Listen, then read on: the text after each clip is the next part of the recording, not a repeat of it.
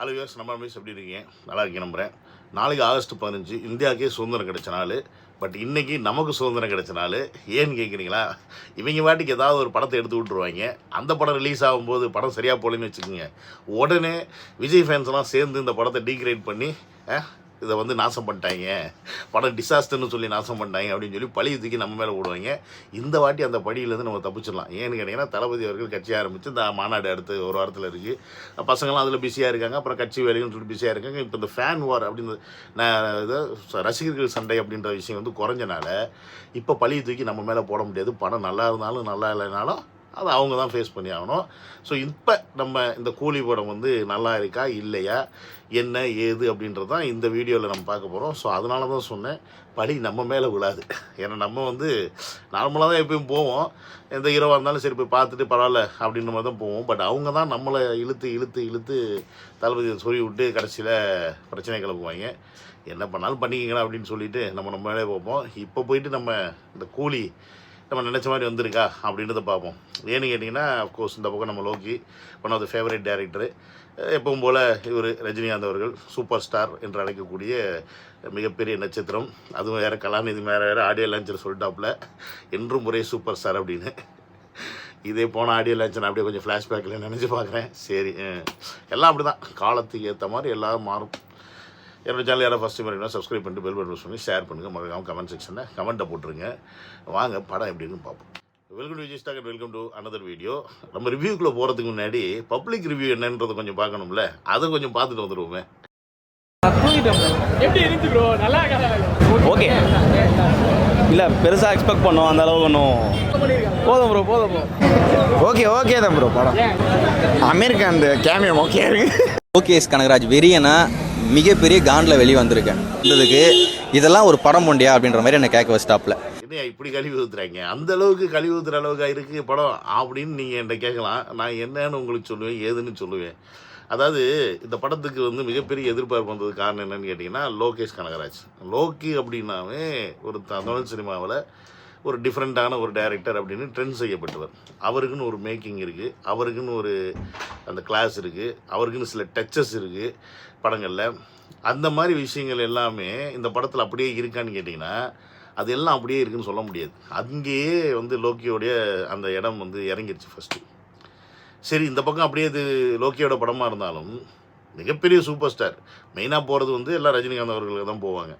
ரஜினிகாந்த் அவர்களையாவது இந்த படத்தில் வந்து கரெக்டாக யூஸ் பண்ணியிருக்காங்களா அப்படின்னு கேட்டிங்கன்னா, ரஜினிகாந்தோடைய நமக்கு தெரிஞ்ச அந்த ரஜினிகாந்தோடைய மேனரிசத்தை படத்தில் கொஞ்சம் லோக்கி கொண்டு வந்திருக்காப்புல. இருந்தாலும் அவருடைய ஏஜுக்கு அதை கேரி அவுட் பண்ணி கொடுக்க முடியல. இந்த இடத்துல தான் சிக்கல். இதைத்தான் நான் பல வாட்டி சொல்லிகிட்டே இருக்கேன். அவர் வந்து எவ்வளோ தான் ட்ரை பண்ணாலும் ஒரு 10 பேர் அடிக்கிறாருன்னா நம்ப முடியல. இந்த வயசில் அடிக்கிறேன்னா நமக்கு தெரியும் அவரோட ரியல் ஏஜ் என்னன்னு தெரியும். அதை போய் நம்ம உட்காந்துட்டு பார்க்கும்போது இப்படின்றாரு, அந்த பக்கம் 4 பேர் விட்றான், இந்த பக்கம் 4 பேர் விட்றான்னும் போது என்னடா நீங்கள் அப்படின்ற மாதிரி தான் இருக்குது. எதுக்கு இந்த மாஸ் ஆக்ஷன் லீட் நீங்கள் பண்ணணுமா அப்படின்ற மாதிரி தான் நமக்கு தோணுது. இப்போ ஜெயிலர் படத்தில் கூட வந்து பண்ணியிருப்பார். ஆனால் அதில் இந்தளவுக்கு ஒரு ஆக்ஷன் பேக்கடாலாம் படமாக இல்லை. அது வந்து ஒரு ஃபேமிலி ஓரியன்ட்டு. ஒரு சில சீன்ஸில் தான் ஆக்ஷன் வரும். அந்த ஒரு சில சீன்ஸ்லையும் பார்த்தீங்கன்னா இவர் வந்து 10 பேர் 15 பேர் அடிக்கிற மாதிரிலாம் காட்ட மாட்டாங்க. கொஞ்சம் டெக்னிக்கலாக தான் அவங்கள பீட் பண்ணுற மாதிரி தான் காட்டுவாப்புல அந்த படத்தில். அதனால கொஞ்சம் ஏற்றுக்கிற மாதிரி இருந்துச்சு. பட் இதில் கொஞ்சம் ரொம்ப கஷ்டம். சரி, இதை ரெண்டையுமே பார்த்தாச்சு. இந்த ரெண்டு ஒரு டிசப்பாயின்மெண்ட் தான் இப்போ இந்த நீங்கள் ரிவ்யூ பார்த்ததுக்கான ஒரு மிகப்பெரிய காரணமாக இருக்கும். சரி, என்னை பொறுத்த வரைக்கும் படம் எப்படி இருக்குது அப்படின்னு நீங்கள் கேட்கலாம். ஓவராலாக இந்த படம் வந்து லோக்கி அப்படின்னா ஒரு கதை, அவர் கதையை கொண்டு வருவாப்புல. எங்கேருந்து அந்த கதையை எடுக்கிறாப்புல, எப்படி எடுக்கிறாப்புன்னு தெரியாது. ஆனால் அந்த கதையை கொண்டு வருவாப்புல. ஏன் இந்த மாதிரி ஒரு அழுத பழசு கதையை எடுத்தார் அப்படின்னு எனக்கு புரியல. ஒரு நண்பன் சென்டிமெண்ட்டு தான் படமே, நண்பன் சென்டிமெண்ட்டு தான். அந்த நண்பனை கொண்டுட்டாங்க, அதை கண்டுபிடிக்க போகிறாரு. அந்த இடத்துல புதுசாக வந்து ஒரு விஷயத்தை வந்து புதுத்துறைன்னு சொல்லிட்டு ஒரு கிரிமேஷன் சேர், அதனால உட்காந்து சாம்பல் ஆக்கிற மாதிரி சேர், சாவடிக்கிற மாதிரி ஒரு சேரை ஒன்று கண்டுபிடிக்கிறாங்களாம்.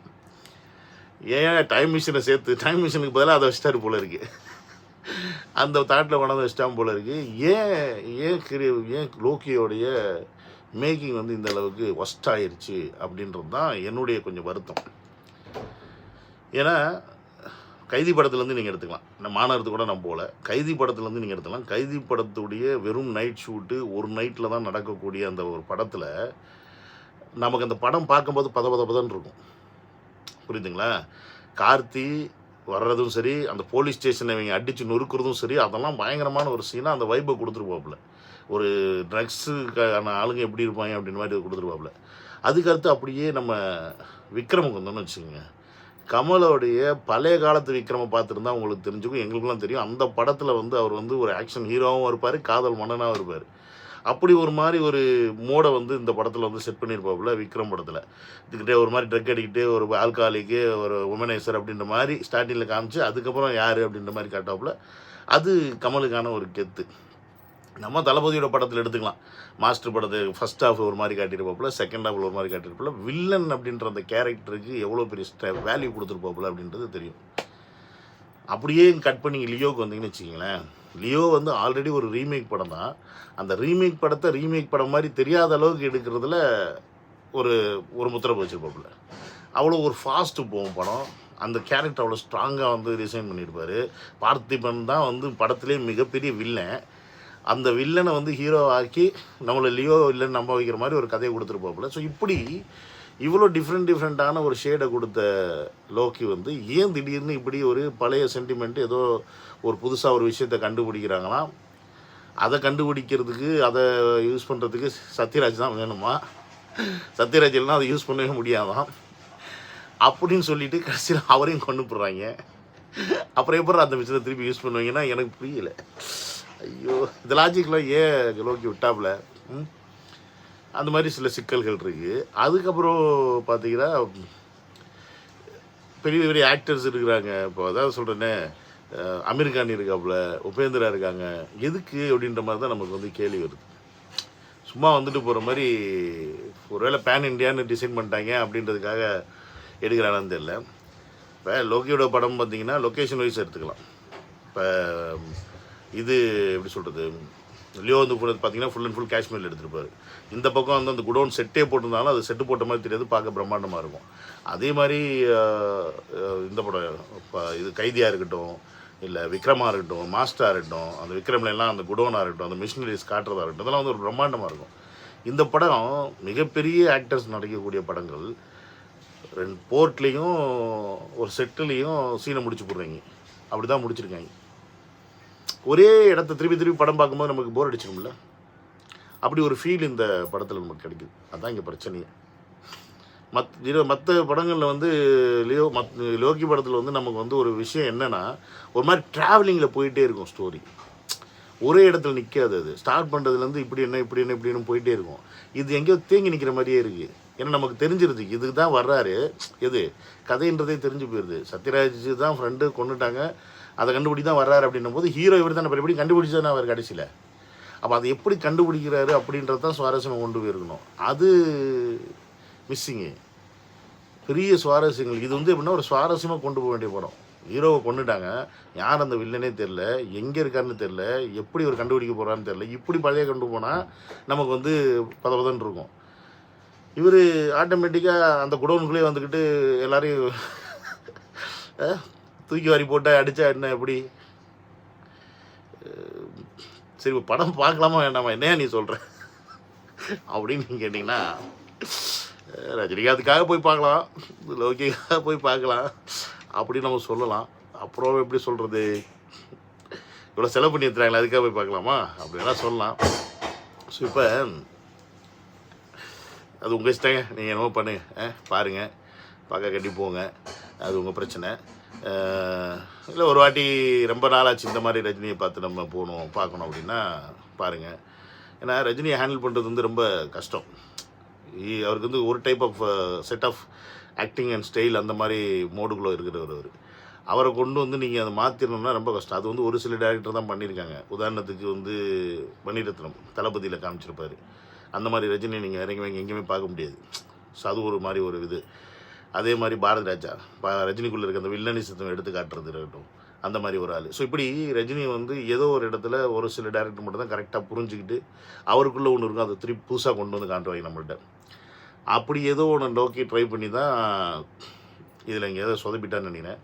எண்டாவதுனே இந்த படத்தை நல்லா தூக்கி யார் நிறுத்துறான்னு பார்த்தா நம்ம அனிருத்து தான். அனிருத்து அப்புறம் வந்து நம்ம சினிமாட்டோகிராஃபி மேக்கிங்லாம் என்னன்னு சொல்கிறது, எடிட்டிங் அவங்க வேலையை பார்த்துட்டாங்க. சினிமாட்டோகிராஃபி 4 இடத்துக்கு போனால் தானே சினிமாட்டோகிராஃபி இருக்கிறதே செட்டே திருப்பி காமிச்சா. அது மட்டும் இல்லாமல் லோக்கியோட மேஜர் கை வைக்கக்கூடிய இடமே அவருடைய ஸ்லாட்டே வந்து ட்ரக் அப்படி தான் போகும். இதில் வந்து ரஜினிக்காக மாற்றினாங்களா எதுக்காக மாற்றினாங்கன்னு தெரில. மேஜர் வந்து தங்கம் வைரம் இப்படின்ற மாதிரி போயிட்டாங்க. அதனால தான் அந்த ஃபஸ்ட்டு நம்ம டிஷர்ட் ட்ரைலெலாம் பார்த்துருப்போம், தங்க வாட்சி அப்படி எடுத்துகிட்டு வர மாதிரி அவர், புரியுதுங்களா? ஸோ அப்போ அங்கேயே தெரிஞ்சு போச்சு இவங்க கோல்ட் ஸ்மக்லிங் தான் அது மேஜராக கான்சன்ட்ரேஷன் பண்ணுறாங்க அப்படின்னு. அப்புறம் கிளைமேக்ஸில் அதுக்குன்னு கொஞ்சம் இதை வச்சு ட்விஸ்ட்டை வச்சு கிளைமேக்ஸை மட்டும் ஏதோ கொஞ்சம் அப்படி ஒப்பேற்றிருக்காங்க. பெருசாக வந்து செலவு பண்ணதெல்லாம் சம்பளத்துக்கு செலவு பண்ணிட்டாங்க. படத்தோடைய மேக்கிங்க்கு நிறையா சொதப்பிட்டாப்புல. இத்தனைக்கும் பட டேட்டை வந்து லோக்கியை தான் வந்து அனௌன்ஸ் பண்ண சொல்லியிருக்காங்க. அவருடைய டைம் கொடுத்து அனௌன்ஸ் பண்ண சொல்லியிருக்காங்க. பட்ஜெட் பத்தலையா, இல்லை பத்தலைன்னா கேட்டு வாங்க வேண்டியது. சன் பிக்சர்ட்ட காசு இல்லையா, அவங்க தான் கொட்டி வச்சுருக்காங்களே. இருந்தாலும் படத்தோட வசூலையும் பார்ப்பாங்கல்ல, ரெவன்யூ எடுக்கணுமே திருப்பி. இருக்கிறதெல்லாம் பெரிய ஆக்டர்ஸு, எல்லாருக்கும் சம்பளம் கொடுக்கணும். சம்பளமே எனக்கு தெரிஞ்சவங்க 250 கோடி ரூபாய்க்கு மேலே கொடுத்துருப்பாங்க போல இருக்குது.